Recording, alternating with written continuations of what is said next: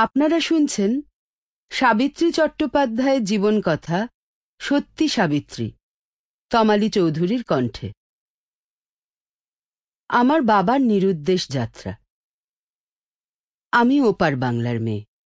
ঢাকা জেলার বিক্রমপুরের কনকসার গ্রামে আমাদের 7 পুরুষের ভিটে।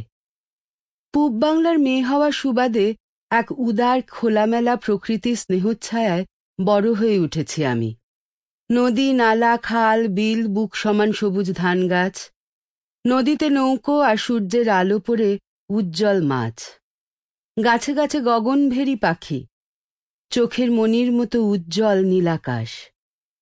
দুর্গাপুজোর কাসর ঘণ্টা, ফেরেশতার মতো একরা সাদা দাড়ির মাঝি হামিদ চাচা, তার আজানের সুর আল্লাহ আকবার, আর বড় আন্তরিক কিছু মুখ। বাংলাদেশের স্মৃতি বলতে এসবই ভিড় করে আসে আমার মনে। পরম উষ্ণতা আর আত্মীয়তায় জড়িয়েছিল একটি হিন্দু পরিবার।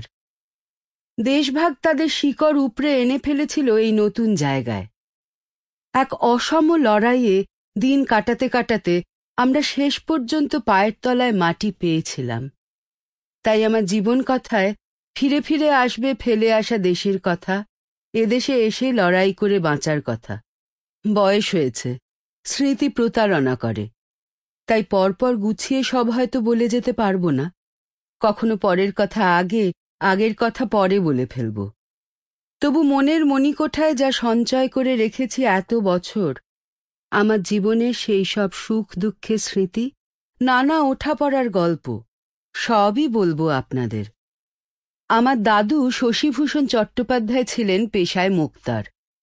কর্মোপলক্ষে তিনি আমাদের বিক্রমপুর জেলার কনকসারের আদি বাড়ি ছেড়ে কুমিল্লার হাজীগঞ্জে এসে বসবাস শুরু করেছিলেন। আমাদের কনকসারের বাড়িতে ছেলেবেলায়, বিশেষ করে দুর্গাপুজোয়, বেশ কয়েকবারই গিয়েছি বাবা মার সঙ্গে। আর এই দুর্গাপুজোতেই আমার জীবনে প্রথম মৃত্যুকে কাছ থেকে দেখা। সে বড় কষ্টের কথা। আমার ছেলেবেলার অনেকগুলো দিন তছনছ হয়ে গিয়েছিল এই কষ্টে। সময় মতো সেই গল্পও শোনাব। ছেলেবেলায় মন থাকে মাটির মতো নরম। সেই নরম মনে একটা মৃত্যু যে কত বড় ধাক্কা আনে, আর সেই আঘাত যে কতদিন মনকে বেদনায় অবশ করে রাখে, তাই নির্মম অভিজ্ঞতা যাদের হয়েছে তাঁরাই বুঝতে পারেন। আমার দাদু খুব সুপুরুষ ছিলেন। লম্বা চওড়া ধপধপে ফর্সা রং, টিকালো নাক, দৃঢ় চিবুক।